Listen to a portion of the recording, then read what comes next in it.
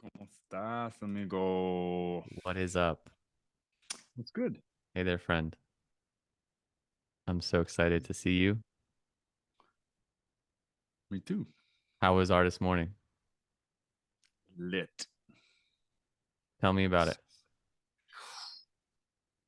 Maybe one of the best lounges ever. Um, I was very behind in my morning because I was so enthralled by a creative idea. And usually I can't hold two ideas at the same time. I'm like, oh man, it's artist morning idea time. And I got to the meditation late and I just trusted my gut. And I was like, maybe this is like not the best one today, whatever. But it lit people up. It lit people up. The chat was exploding. And then the lounge was like just full of emotions and tears. And one person shared something that like rocked everybody. And then I couldn't, like, we went 95 minutes. We're supposed to go like an hour. And it was like the lounge I extended to 30 minutes now, but like we went like 5 minutes, 8 minutes past it. And it was just lit. A few people messaged me like OGs. They were like, that was the best lounge ever. I was like, Wow. What was the yeah, it topic? was. Um, dreaming, dreaming. Yeah. And there's just like a journal prompt that I sometimes don't know the journal prompts until like I hit like play on the meditation and I'm like in the middle of the meditation. I'm like, I gotta come up with the journal prompt because as soon as we come out, people are waiting for it. And it was a really good journal prompt that like activated, borderline triggered some people. Are you okay sharing it?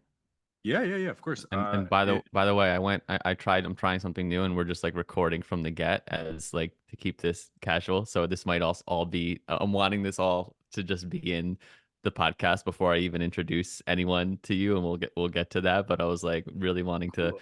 do this differently. So if you knowing that this will be I would love to hear it anyway, but if you don't want to share it for a wider audience, what that prompt is. Yeah. No, I have no problem sharing it. The only thing my head went one, I'm like so open. I'm willing to share anything except things that are someone else's private, you know?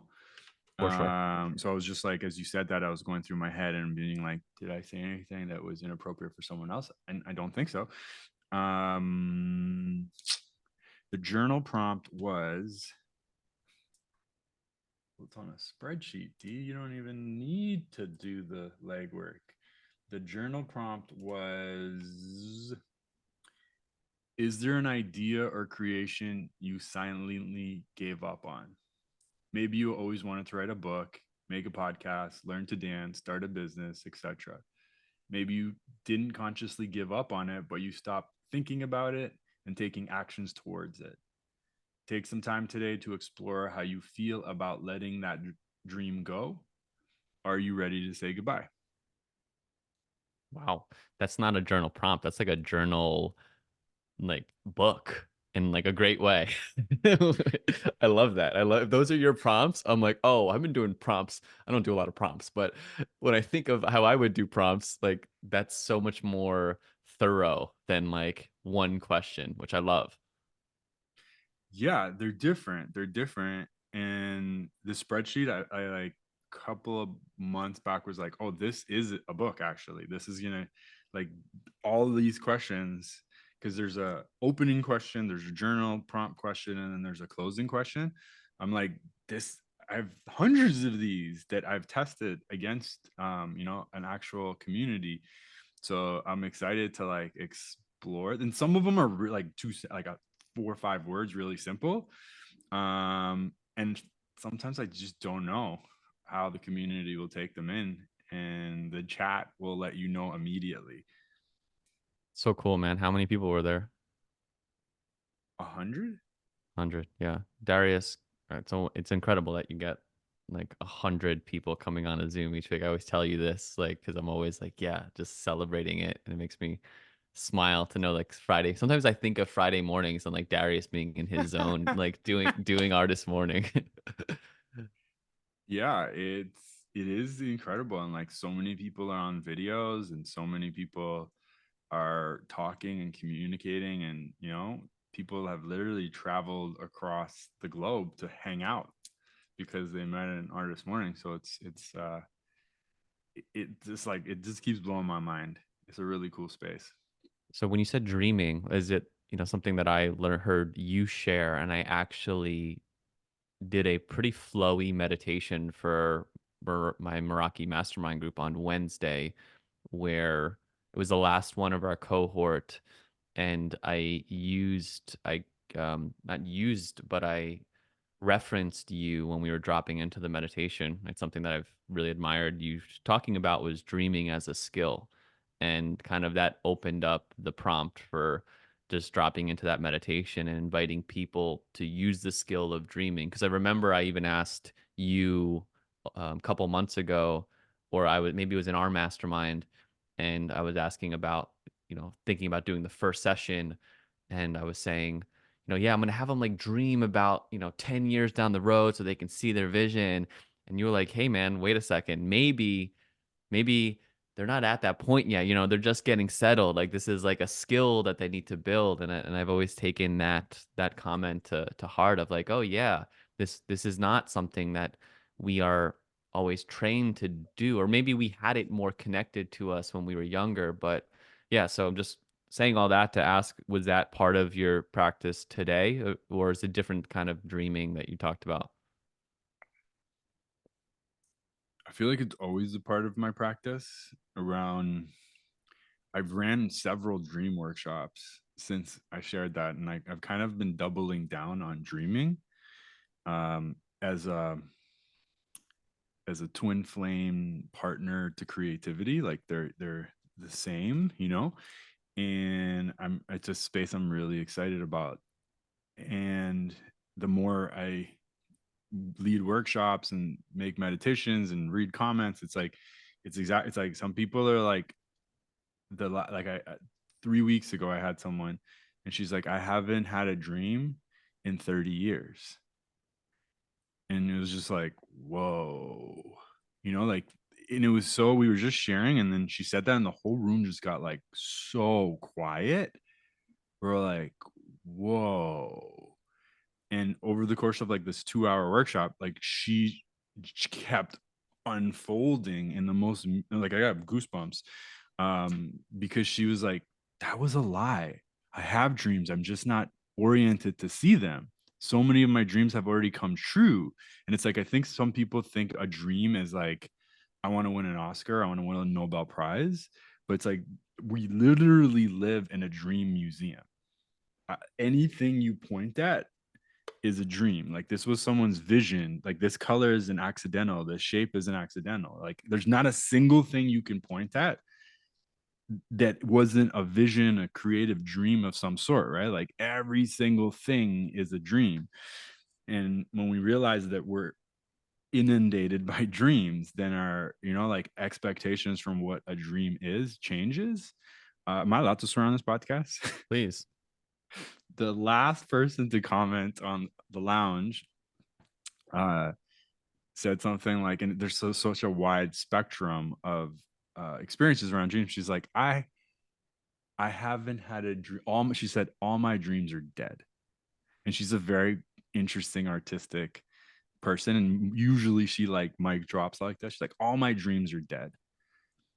And they're all in body bags. And I forgot to remember that just because they're in body bags doesn't mean they can't still live.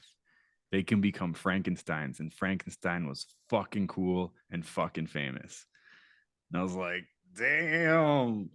Like, obviously someone who has a different, there's a jadedness to dreaming, and now seeing that there's something past the jadedness.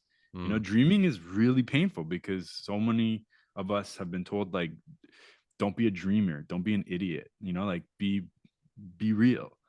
And yeah, it's just really fun showing people that we're all dreamers and we're all living in a dream. It's just like, is it your dream or someone else's dream? When you said be real, I wanted you to say realistic. right? Because that's always a term that I would think it's called be realistic. But when I say be real, there's a part of me that's like, what's real is the pursuit of the dream, or the what's real is actually living the dream in some ways. Like that actually maybe when I say when you think of real of most alive, right? Most t- like tangible, but in a almost in a more spiritual sense. I think I'm maybe going down a rabbit hole here. I don't know if any of this lands, but what was the other idea that caught you off guard or took your attention this morning that you had to shift? It sounded like It was a if you're dream of not mine. No, okay, and if you're not there's ready to share almost it, nothing I'm not down to share. Uh, so yesterday I had a shoot in the city, a photo, I'm a photographer, and it was like the first spring outdoor shoot of the year. Uh, and Toronto is like New York, is like Chicago, is like a lot of cities. It's like buzzing. There's just like creative energy everywhere. And the place in which this shoot took place was like kind of like the mecca of startups and ad agencies, but like cool creative ad agencies, not the big ones. And uh yeah, there's just like so many famous streets and so much famous just like creative energy. And it was like I had the best time. It was just like it just activated all this creative energy and reminded me of like taking photos of strangers and what that was like. And I was like, damn, I love this so much. I love that like my job as a photographer is to find beauty everywhere. Like everyone's got a different job, and it's like mine is to hone in my ability to see beauty in you, in your hair, in your back, in the energy and the conversation. And I left this photo experience being like, "Ah, I feel so like just there's something electric happening." And I had to use the washroom in the middle of our shoot, and I walked into this hotel called the Ace Hotel. Uh, it felt like an LA hotel. I think it's probably in many cities, but it was like there's a bar and lounge. And I was like, what is happening? It feels like everyone's writing a script. It feels like there's like big business meetings happening. I'm like, damn. So after the shoot, it's like I could go home or I could ride this wave. So I randomly decided to go to the art store. And many years ago, I worked with this like kind of virtuoso, brilliant film director who went with me to the same art store and took like an hour and a half to pick a pen. And I'm like, Vinny, what are you doing? He's like, this isn't just a pen. This is how like God comes through. And you don't want a pen that's going to leak, and you don't want a pen that's going to stifle. You need just the right pen on just the right paper. So I'm like 45 minutes in, like, what's the right, like, I need God coming through, like, how do I get that like nice God flow? Finally found the right combo, like $70 later, two different, like, there's a couple of them here. And then I'm like, I'm gonna go sit at that bar at the Ace Hotel and just see what happens. I ordered a delicious burger, sat there, put my headphones on, and like a whole book came through me. This book that was like all the pieces of me from the past coming together in this one thing. And I kind of just wrote like the outline for it. And that was what was in my dreams and in my morning this morning. That took up a lot of energy. I kept going this morning. I'm like, oh, I don't want to stop talking about this and thinking about this. And then I'm like, okay, what's the meditation that I need? And that's usually the prompt. It's like, what do I need today? And I needed a meditation that was full of affirmations to support me being that vessel for God to come through me. that's such a example of when someone's looking to find if you need it, if you like it, like if you are just I had this experience this week with an email I wrote with the title Quantum Bone Broth. It's actually a podcast episode too. So the podcast episode is the problem with spiritual in the spiritual coaching world. it's a whole other separate topic. But I was so smitten with this email, and maybe it's a little different than what you're sharing. It's not necessarily like what I needed. Maybe it is what I needed, but of just like creating for me. And I was so happy and smitten with myself with this. I keep using that word smitten because that's how I felt. Like there's like a line in there where I was just like, I just keep laughing at it when I'm reading it. I was like, I don't know if anyone's gonna laugh at this. I'm laughing at it, and like, that makes me super happy. And it was one of those, sometimes I'll share something and I'm like hopeful to get some feedback. And it was one of those ones where I was just so unattached to like, hey, if someone responds or if this, I don't even care. Like I'm happy to like share this out there. So it's a little different from what you're sharing, but I think it points to like, the heart of maybe creating. What's your ratio of those type of creations to the ones that are more pointed and strategic? It's a great question. I would say when I'm writing for my newsletter, which in so many ways feels like this artistic creation, like I have so much fun doing it. And there is, after a while, because you don't get the thing with writing a newsletter is you don't get the instant feedback like Instagram would. That if they even got a semblance of something from it, maybe they give a heart, right? Or even if they're just scrolling, I'm like jaded with Instagram because it's funny. My partner makes fun of me because sometimes I'll just scroll, and if I just know the person, maybe I don't fully engage with it, but I'll shoot a heart or whatnot. And she will say sometimes she'll tell me something. Oh, did you see what that person posted? And I was like, no, I don't think I read that. And I was like, you liked the photo. And I was like, oh, my bad.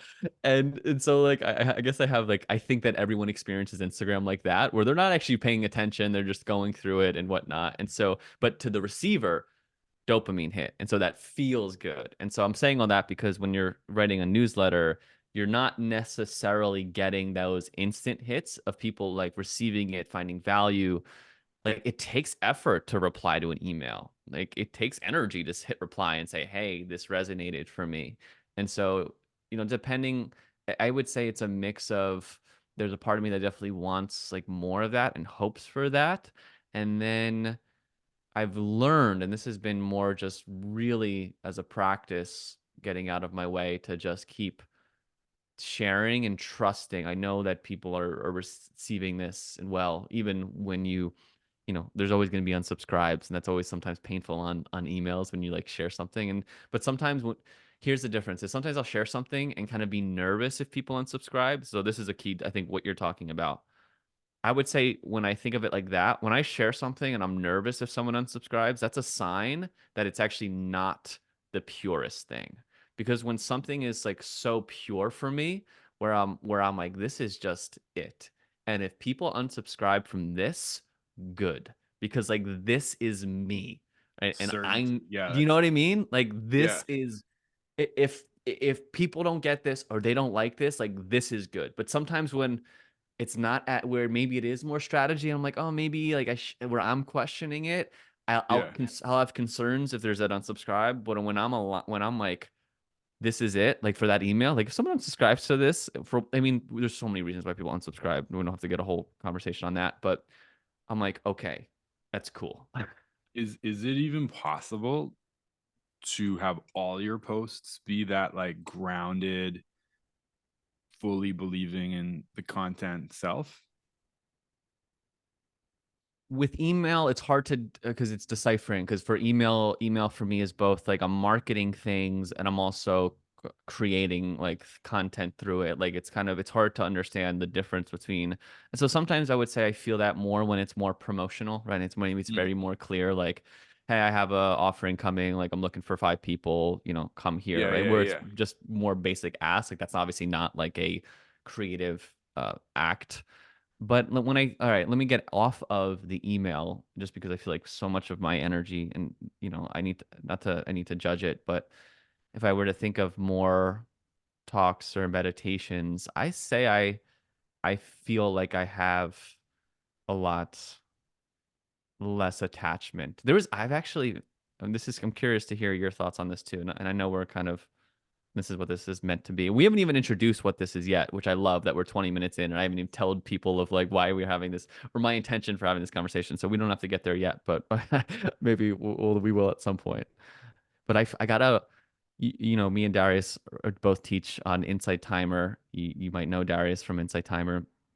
You might know him from uh, Instagram or whatnot. But I haven't gotten impacted by a negative review in a long time until 2 days ago. Someone left a review where it actually like salted me in an interesting way where I was like charged. And I actually it's like one of those ones where I didn't respond right away, but it's one I wanted to respond to. Normally I'm just like whatever. Like it just has no effect on me. So I'm kind of moving away from your inquiry and was just curious of like your experience of that at the moment and if you're getting if you find your experience with maybe negative feedback or no feedback in general. So maybe we are on the same topic. Like when you put something out there and don't get the feedback that you want. So I'll pause and push that question back to you. So your question, so I'm clear, is my perspective around negative feedback. Or negative feedback or feedback in general too, right? If we were just flip that question to you around things that you're creating that you're hoping for a feedback or things that you're creating that are just wow, I'm just so happy I can release this into the world and it doesn't even matter. Yeah, it's an interesting question because it lets me see where I've changed a lot. Um, yeah, again, it's like very, each platform is different. Like I get real irked with lack of movement with Instagram, uh, because I've intentionally like I'm like I'm not here to grow my following. I'm actually here to grow my business. That's my first priority right now because if the business is not paying the bills, I can't do all the other things. So it's like, let's like, I got caught up in like virality. I went viral several times and I'm like, that just took up a lot of energy. And now that I have some space away from it, my income went down, my capacity went down, my people pleasing got triggered in a really negative way because there's so many people now. So I'm like, that can't be it. That's not that. I tried it. I experienced like that's not it. So it's like, what are the actual sound business practices to create sustainability? And first and foremost, it's revenue. If you don't have revenue and then profit in your revenue, you're not going to exist. Right. I'm very, very into sustainable regenerative initiatives and creativity. And so there's this weird thing happening where the posts I put up on Instagram that have the lowest engagement generate revenue at a much higher level. And so it's like, and I feel this thing in me that's like Instagram has dangled this like all your views are public, all your engagement is public, like make sure people can see that there's action happening here. And it's like, slow down. Is that the most important thing? What what views I get or something else? So it's like it's still bothering me. The revenue is going up, but the engagement is going down. And it's like my ego that's getting hit because it's like I look at the content that I made before, it was the content that Instagram liked because their revenues went up because it was a very different type of content. And so I'm like, I'm going to focus on my revenue before Instagram's revenue.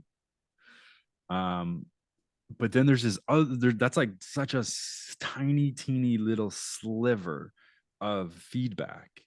There's this other feedback that is rocking my world right now and has changed the way I do business for the rest of my life, which is pilot, creating a pilot program where you bring people in early on and in community develop a program, a membership, a course, whatever it is, and you're getting feedback, very different type of feedback, tremendously valuable feedback because you're hearing what they like, you're hearing what they need less of, what they want more of, you're hearing their language and their preferences and then converting that into landing pages and offers. And it's like that feedback is tremendously valuable because you have a true connection to your audience, your community, to your to fine tune the offering.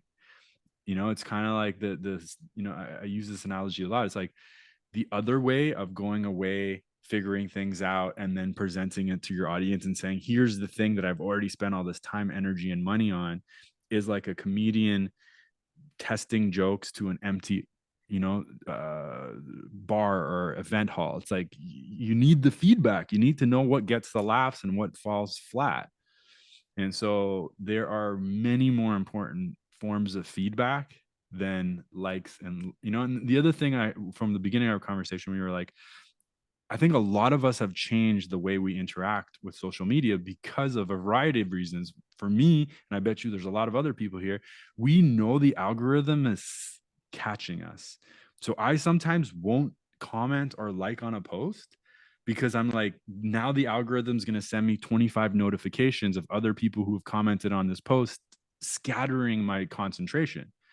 And I'm like, I read the thing. I don't want to continue being pulled into this conversation every time there's a new comment so it's like people's interactions with how that stuff works has shifted and changed a lot. And all of us have examples of people who have sent us an email after years of never liking or sharing or commenting on any post saying, I've been following you for years and your work has like changed my life. And you're like, none of that shows up in these traditional social media metrics. It's so tough because there's the part of me that wants to build the brand, right? Like everyone that I know, well, it's not true. What I'm about to say is not 100% true because I actually maybe half inspired by hearing how you engage with Instagram and deleting it from your phone and then reinstalling it when you want to publish something. But I had it deleted from my phone. I still have it deleted from my phone right now. And I had it for a month and a half where I didn't post anything. And I was just like, let me just experiment. Let me see how I feel. Let me see if I notice anything. Business wise, I've never noticed anything because nothing really comes through there for me. So it's different when your business is dependent on it. And just the other day, I did a post of just wanting I'll be shameless in this, right? I did a post where I hadn't really talked about shaving my head, and so I did a post on like why I shaved my head, when I shaved my head, and then I made a hardcore right turn to okay, what else? Well, I don't really spend time on here, and if you want to hang out with me, and if you're this type of person, go follow me on my newsletter, go subscribe to this. Like I knew this would get traction, right? Of me having this shaved head. Everything was authentic and true about it. And then I'm like, because I want to, I'm trying to send people off of Instagram to hang out with me in newsletter. And it's this challenge that I face with because I know that the brand, and we talked about this with our friend Sakib, right? Sakib was growing on Instagram, and it's helpful for a brand when someone's like, okay, who is Darius Bashar? You know, I go to Darius's Instagram profile, I see 100,000 followers or 99,000 followers wherever you're at, and I'm like, "Oh, snip, this guy is the real deal. This guy is legit," right? Beyond whatever that interaction is. And so I know that that's obviously insanely superficial, but I wrestle with, okay, and I kind of lean towards like trusting myself, trusting that that's actually okay if that's not happening. And just like a Sarah Blondin, Sarah Blondin never, I'm sure, had the strategy to grow her Instagram following, and she might post once a quarter on there, and it's she's doing okay, which I will, a lot of people probably listening to this know, and I know who Darius you're super inspired by too, her lifestyle and the choices that she makes. I think we could take this in 9 different ways. I was curious, just because I didn't hear it from you recently, how is the pilot feedback and creation going with what you've been working on? And maybe just sharing, if you're open to it, sharing a bit about what that is, what you've been working on with that. Sure, yeah. So maybe people here, well, they know because you said I'm a insight timer teacher. Uh, it's a part of a community I have called Artist Morning, where we meditate, journal, and celebrate as a community together once a week on Fridays. that community has grown substantially, and there are a lot of super fans and a lot of people looking to go deeper with me and do more together, and have seen the power of like growing in community. So I launched I wanted to launch a membership program for people who wanted to go to the next level. And I was going to do it the old fashioned way of like, go away, come up with the thing. Here's the page. Are you interested? Come join, refine, refine, refine. And I've done that before. And I'm like, why am I going to do that? I'm different now. I've grown. There's community here. I can just like ask and say, hey, there are 10 people who want to do a pilot with me for the next 6 weeks, and we'll refine this thing together. I'll listen to you. Very quickly, I realized 10 was not realistic. I think like 70 people emailed me saying they were interested. 55 people actually joined. We had to split it into like 2 days, Tuesday and Wednesday. And very quickly, we realized, oh, I can actually have people in both days. And the general premise is I'm going to help people get shit done. I'm really good at getting shit done through using the power of opening our creative channels. There's tools and tips that I use to help people do that, that I use myself. One is this co-working where we log in online and share what we're going to do. It's like so silly. Like, and this helped me a lot because I'm like, why are people going to log into Zoom and co-work with me? They can just do this themselves. What am I bringing to this? That was like the negative voice. And it's like, dude, why are people going to meditate with you on Zoom? Meditation is literally the simplest thing in the world. Close your eyes, you're meditating, right? Are you meditating in a effective way? No, you need someone to come and say, I'm going to give you some structure and some guidance. So this very simple thing that is elusive to so many of us, I'm like, oh, the parallels are so similar, right? I'm going to give you some structure in this 2 hour time block, and we're going to have fun, and we're going to laugh and celebrate and support each other. And there's something in the ADHD community, it's called body doubling. Are you familiar with that? No. It's like this concept of like, I don't want to do this task, and I just need you, Lou. Can you just sit in this room with me while I do this task?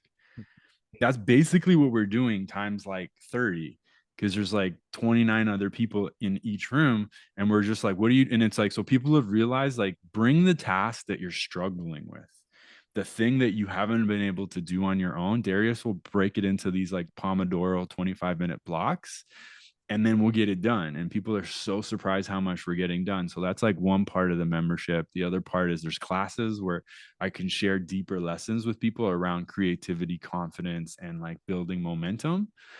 Um, and I'm sharing some of my like courses. So there's going to be some stuff um, online there. So it's like, yeah, it's been going amazing. It's been going better than I ever expected. And the other thing about it, when you say yes a little earlier and get people in, like everyone always talks about the negative side of people pleasing. Everything in life has a toxic side and like a virtuous side. I wouldn't make all these meditations if there weren't people on Friday morning waiting for me. Like, where's the next med, right? And so now that people know there's an official end to the pilot, and we go public in May, like I have to get the stuff ready, right? Because I told them I would. So it's really helped expedite things from like what would have took 6 months or forever, it would have never got done, to like, damn, I'm figuring out how to do it all in 6 weeks. The what was the thing called? The ADHD double, what is it Body called? doubling. Body doubling. It struck this memory of me being, this might be too much information for people, but I was a little kid, so it's cute. But like being like maybe like 7 or 8 years old, and to go to the bathroom, I would need my dad, like in a public place. I would either need my dad to stand outside the door, or if it was a stall, he would have to put his foot under the door so like I could make sure he was there. And so you sharing that made me like think of, oh wow, yeah, I needed that weird support of just someone just being there to like feel safe enough or supported enough to do whatever the business of that time that time is. That's exactly it. Yeah, that is one incredibly cute image to imagine your dad's foot just coming through. But we all need it, man. Yeah. There's just like, it's like, what I've realized about this community and this process is, it's like we're all pouring energy. Like everyone, this is the craziest thing. It's like 30 people, everyone's videos on. Like 30 strangers, everyone's videos on. And like people message me, but like, what if I want to stretch for my first 25-minute block? I'm like, amazing. Stretching, do you don't think stretching is important for like sustainable growth? So as I'm building this next level of membership, it's really cool to like think about the DNA, think about the values, think about what I don't want to pass on to this community, and think about what I want to pour into this community around. Like, it's really important to me to be thinking not from a let's compete against each other, let's see who can do more, and let's burn out and be exhausted by the end of this 2-hour deep dive. But it's like, literally, people have taken naps. They're like, I'm going to take a nap for the second dive. I'm like, amazing. You want to put your video on, leave it on, whatever you're comfortable with. Someone's like, I'm going to stretch, I'm going to make a meal. I'm like, all of those things are important to sustainable creative expression. So you're templating it by leaving your video on and showing us what you're doing. And it gives someone else permission to be like, I need to stretch today. I really do need to sleep. I shouldn't feel guilty to sleep. I need that. It's going to give me more energy. I love that. It's like you create this world, right? We get to create a world when we create anything, and it's this culture. Like we get to imbue the culture of that. That is the energy of I would say why people are more they're yes they're getting their things done, but there's something even on a deeper level that I'm sure is nourishing about just being in that space. It's how I think about showing up in Meraki Mastermind as well. Is like there's a culture and an energy in here that it's starting to get even more palpable.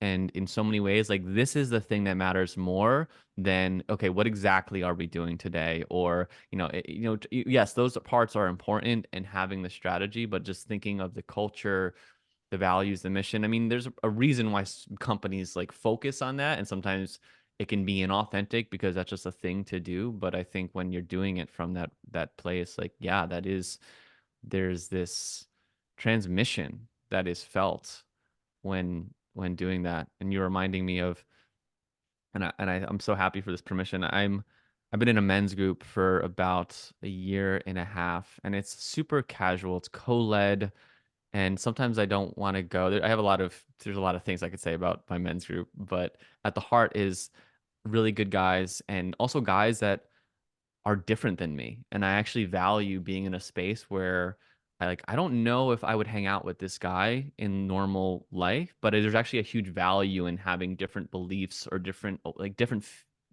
experiences of life that I find because I know their heart is in a really good place. But there was one time on our men's group, one of the guys literally just took a nap. Literally was taking a nap the whole time while we were like going around, and it was so refreshing and felt so nourishing to have him still be in the group taking a Mm. nap. Do you know what I mean? Like the fact that we were still doing like this work and he's just there like taking what he needs in that space. It's really about coming and receiving what you need has been really nourishing to give myself that permission. Like on Tuesday I dropped in and I'm just gonna lay on my bed and be on this and feel okay, not really engaging. And it sounds like what you're creating is kind of in a similar spirit, which is really really special. And I love that. I love seeing you give the artist morning community what I'm projecting on is like they're wanting, right? They're like, I love this. How can I, what else, Darius? Like how can we go deeper, have more of this community, more of this lounge energy that I'm feeling at the end of our sessions. Thank you, brother. Yeah. I think it's a very special thing of what you're talking about. Like, it feels special for um, a group led by a guy to be like, hey, you're allowed to take naps. It feels extra special for a men's group because men are often like the burn, go harder, faster, like, and it feels refreshing and feels hopeful that you're in a men's group that allows that, instead of like grinding him down and like, what do like, it's like, no, that's what we're about, this next level of the planet, I'm hoping, is less about burn things down and, like you probably grew up like me, like grinding was a virtue. I'm grinding, I'm hustling, and it's like we've kind of seen that didn't get us to a great place. There needs to be a more sustainable path forward, and maybe that sustainable path involves more naps. You're triggering this. I don't know. Have you seen Inside by Bo Burnham on Netflix? No. Oh man, I don't know if you're a Bo Burnham fan. Wait, You might not. I have. He's the dude. It was like all in his like. Yes, and he Yes, yes, wrote yes, it, yes, yes. recorded it, edited it, did the whole thing. I think it's from to He's a me genius. genius piece of art. Yeah, Yeah. but you're reminding there's some joke in there, and I'm gonna botch it because I'm trying to figure it out on the spot. But he was like, "Yeah, you know that thing we did where we just let everyone have a phone and be on social media all the time and just see our lives. So you know that thing we did? Maybe that wasn't a great idea." It was something to that sense where I think he described it a lot more, but it was like maybe that didn't work out. So you just kind of That your was thought of pretty good like delivery by it you. wasn't bad. It actually wasn't That bad. was pretty I good. should give Yeah. myself some credit for that. Yeah. Um, so welcome to the Art and Business of Meditation podcast.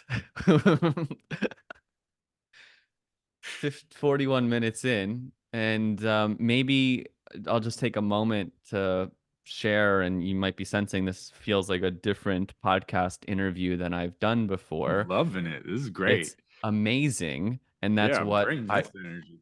that's what I wanted to do. So just to kind of let people in on my vision, and I kind of let you in on this vision, Darius. But I'm a fan of Tim Ferriss. He's probably been a guide for me for the last 10 years in many ways, listening to his podcast. And he's an example, and this could be a conversation we go into from this, but his story, for those that don't know, he wrote a book that was really popular called The 4 Hour Work Week, and kind of was one of the early catalysts for people starting to figure out how to live a lifestyle that they did meaningful work, but they also were able to do things that they loved in different capacities. So that he was able to teach a lot of people how to do that, and wrote a couple more books because that book became really popular. And then he just really got burnt out by books and was like, you know what?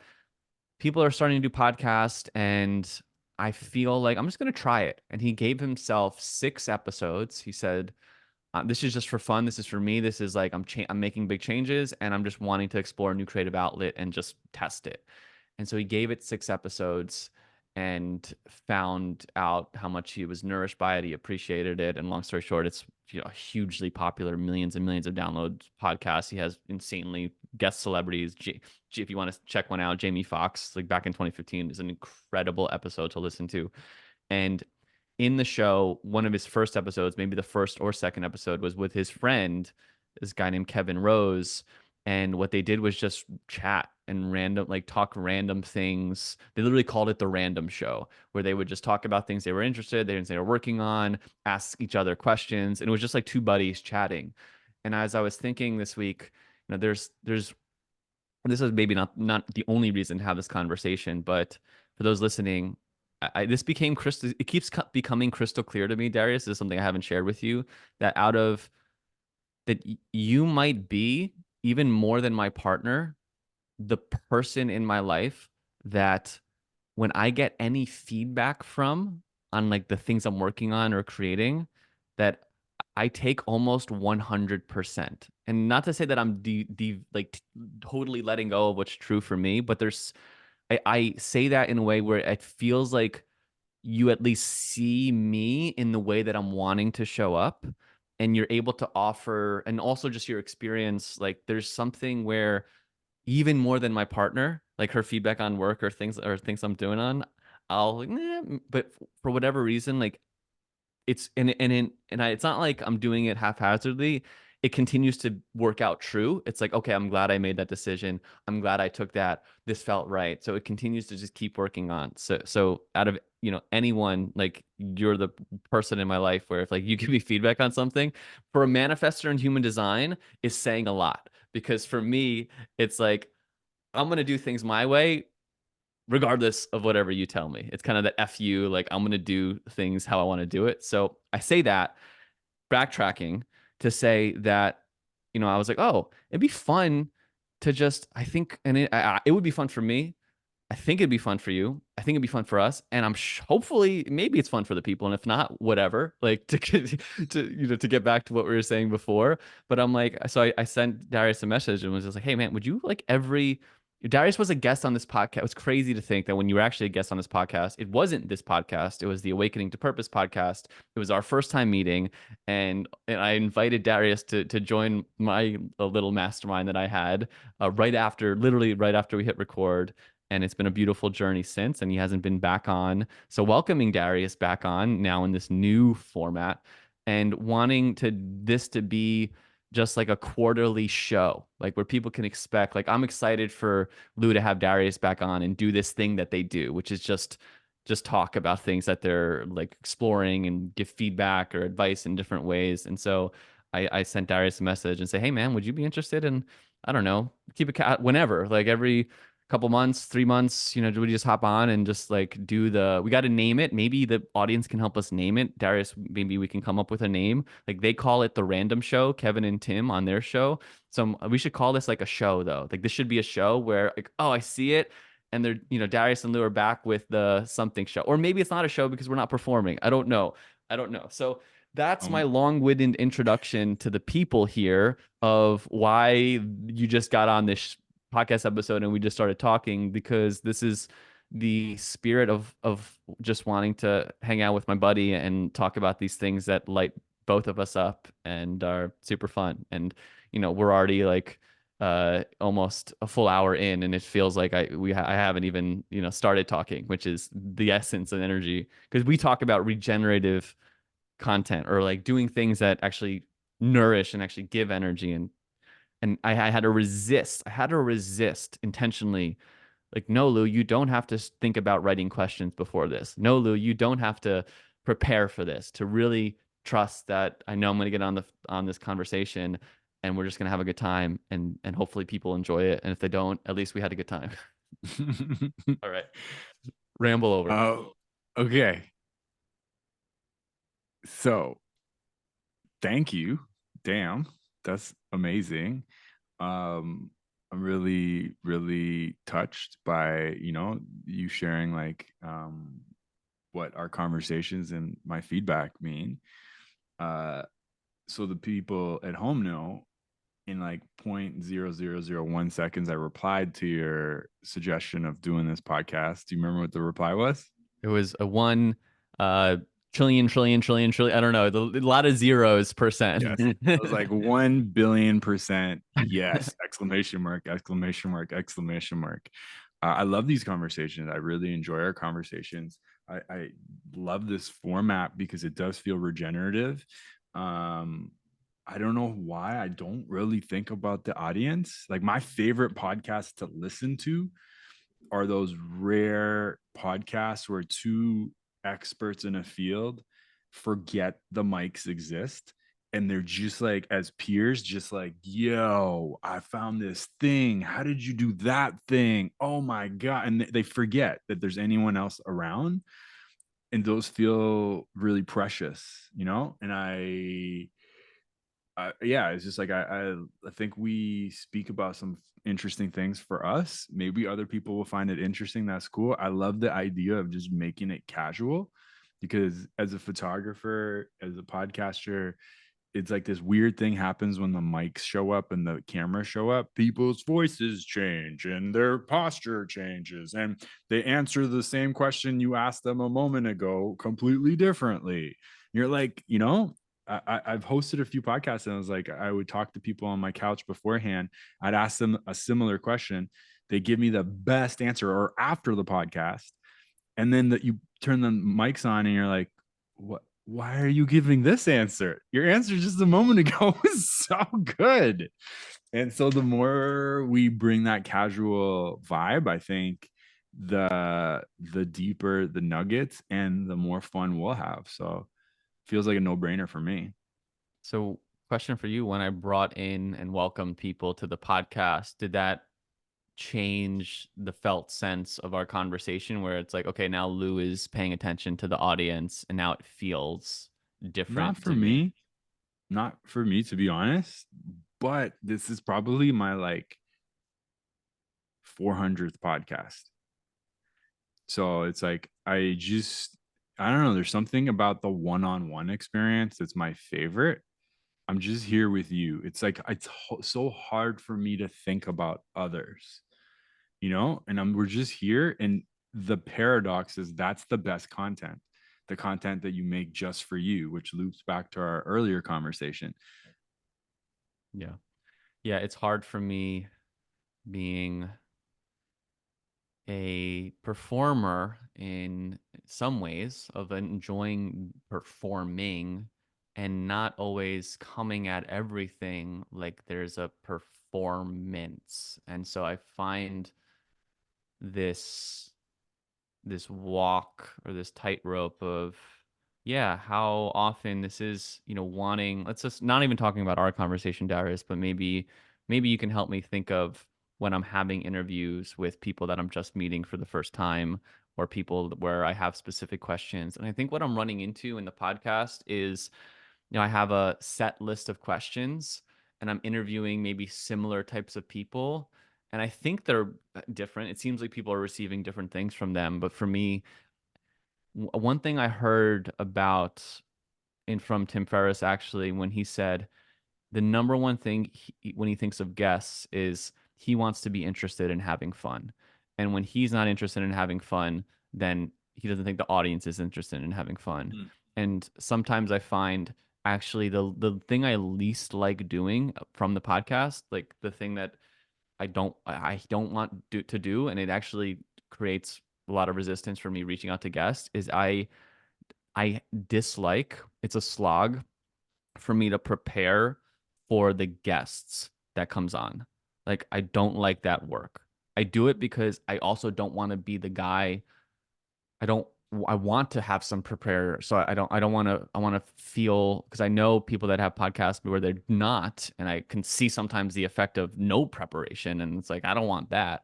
But it's also I really notice it that when I have a podcast on Tuesday and on my schedule on Monday is prep this interview, that doing that is not fun for me. Like there's actually almost no fun. Like it's a resistant for me. So What is your um favorite part of the podcast experience?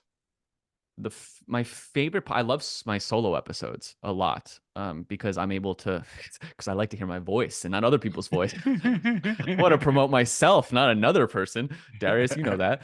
Um, I think I used to judge. I used to not think that I could get on a mic. All of my Insight Timer stuff, for the most part, all my courses are written and scripted, and I know exactly what I'm saying, and I'm able to Yeah. say it in a way that doesn't feel like I'm reading it, but I'm reading it. For this podcast, I might have like an idea of what I want to talk about, but what I've let myself allow because it feels like I'm not putting any pressure on it to say, yeah, this is the topic I want to talk about, hit record. Hey, welcome. And I've surprised myself with my ability to stream of consciousness in a kind of structured way, but have fun with just talking and not having a script.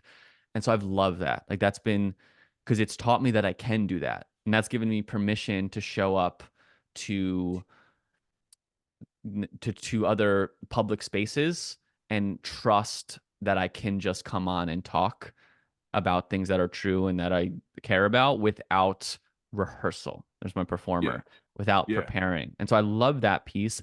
And I really love the the networking piece of getting of interviews of like making new connections there's also times in the podcast, not always, but where I do get really nourished by what the person's saying, by like, oh, I didn't expect this. There's something new here, or I can really feel the heart of this person, and it inspires me to do something new, and inspires me to think about something new.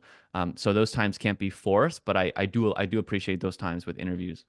What do you think? differentiates the excellent podcast from the average podcast?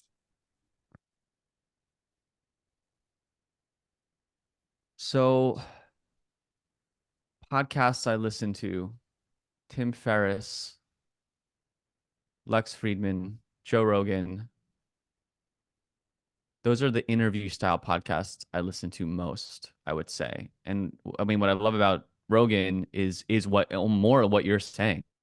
Like there's not Joe Rogan's never like, I'm gonna like have the best questions. You start those podcasts in the middle of a conversation, which I like really appreciate.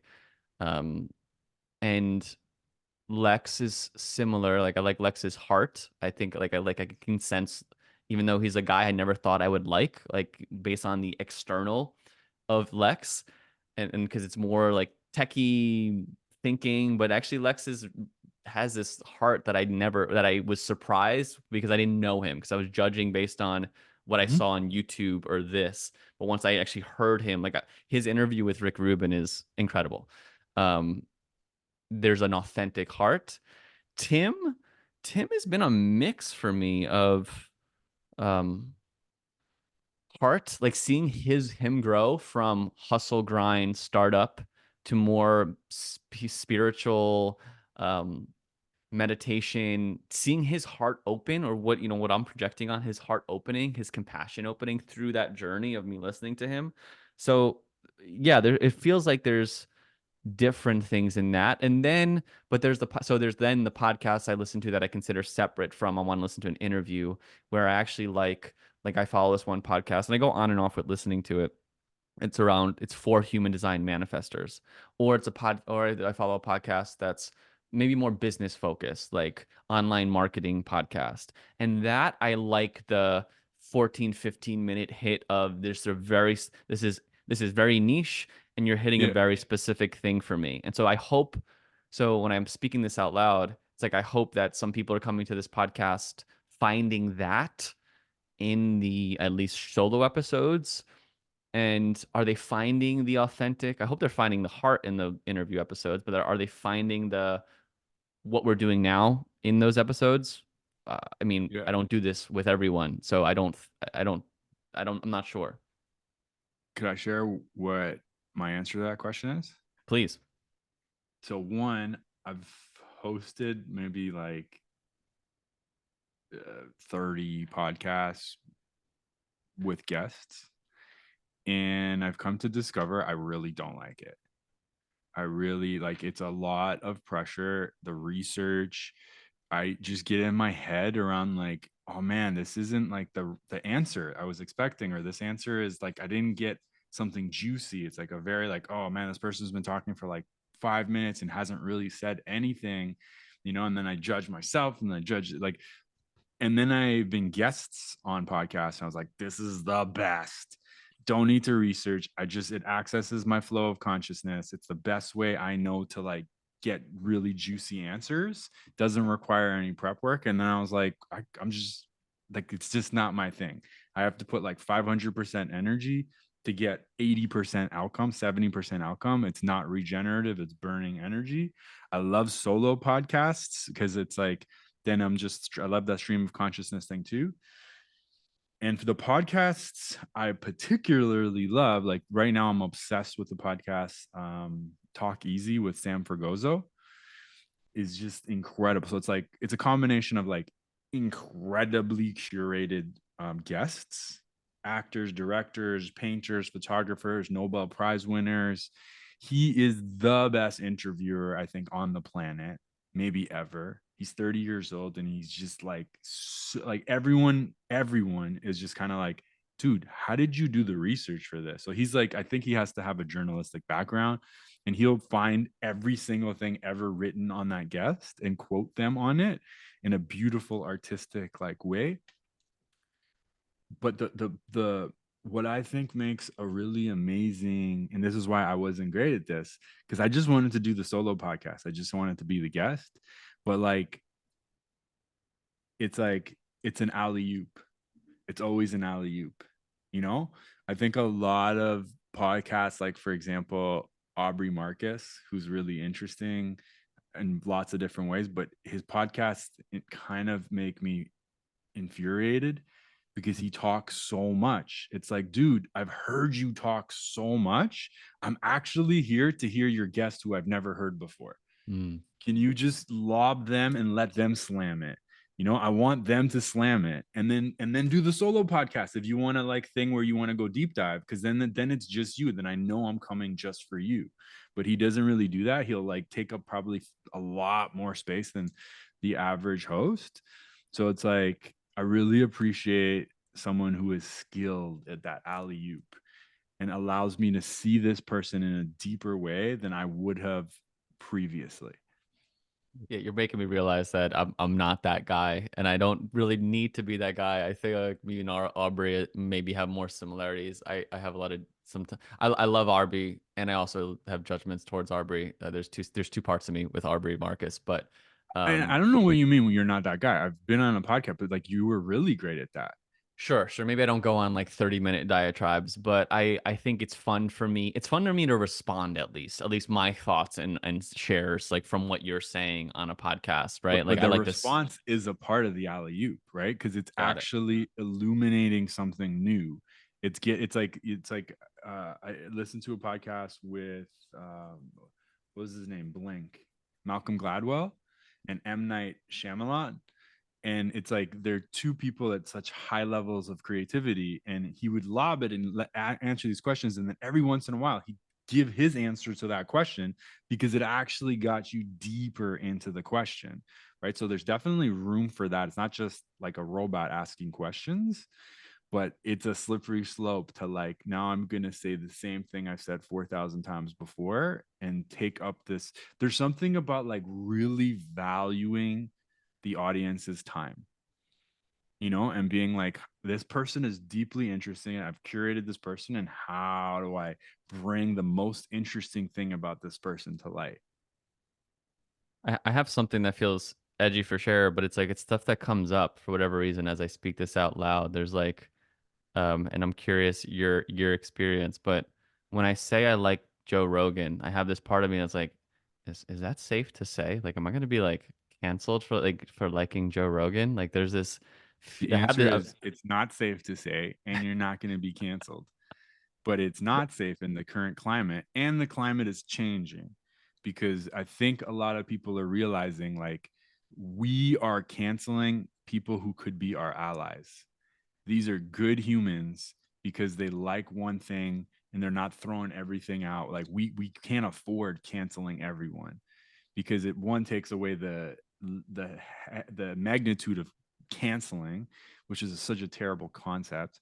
And two, we're actually like chopping ourselves down because Lou is a good guy. And if you're going to cancel this good guy because he listens to a variety of different perspectives, then you are so friggin' short-sighted that you're missing it. Well, I always think with people that we love, and I do the same, right? We judge things that we have no experience of, and so I would just encourage anyone who like has a judgment to what the media would say about Joe Rogan and all of that. And sure, he has some people on there that I haven't listened to Joe Rogan in months, to be honest. But when he does have someone that I engage with, like just you can tell. I think I'm a good judge of where people are coming from and their intentions and their heart in something. And you can tell he's coming at these conversations with such a with in a unique way, which is I think why it's why I think it's the most popular podcast in the world. So I say that to people because there's people that might judge it based on not actually listening ever to an episode of, yeah. And he has some that are kind of outrageous, and I think I love him. I love him and Dust. Do you know who Oh my gosh, I can't believe I'm blanking on his name. No way. No, Dustin. Is it Dustin? Uh, Duncan Trussell. Do you know who Duncan Trussell is? No.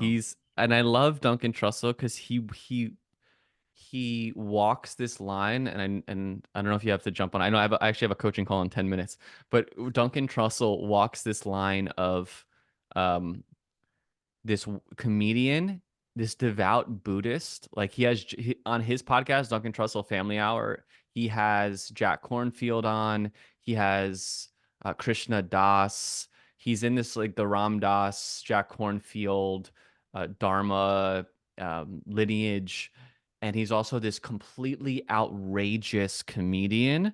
And him and Joe Rogan's podcast together are like 4 hours of this creative, just it's just like where these people mind goes in this time, or they wear like fun things, like they'll dress up and they'll have their podcast That's conversation together. crazy. Dude, he's his podcast is sometimes I listen to his podcast a lot because his intros are just absurd. It's unique every time, and the way this guy's mind works is like I want to know. It's unbelievable. So yeah, I think you would actually his artistry and the way that his mind works is so wild and fascinating. Alas, I do need to prepare for a coaching call. We need to call this a show. I don't know what it is. Do you have any last words you want to say before we close this, whatever this is? I don't know what the name of the show is, but I'm down for naming it. And no, this was fun. This is like again, Joe Rogan, the most popular podcast in the world, started with just friends talking. He wasn't interested in like traditional success. He did, I think, like hundreds of episodes before anything actually happened. He broke all the rules by making them like 3, 4 hours long. So you know me, I love experimenting. I love real conversations. And so I'm down, man. This is fun. Let's do it again. Awesome. Please, hey, if you're listening to this, to bring the audience back in focus, let us know if this resonated. Go check out Darius on Insight Timer, Instagram, and see what he's got going in Artist Morning. Drop into a meditation and catch us again next time whenever we do this. So thanks for listening.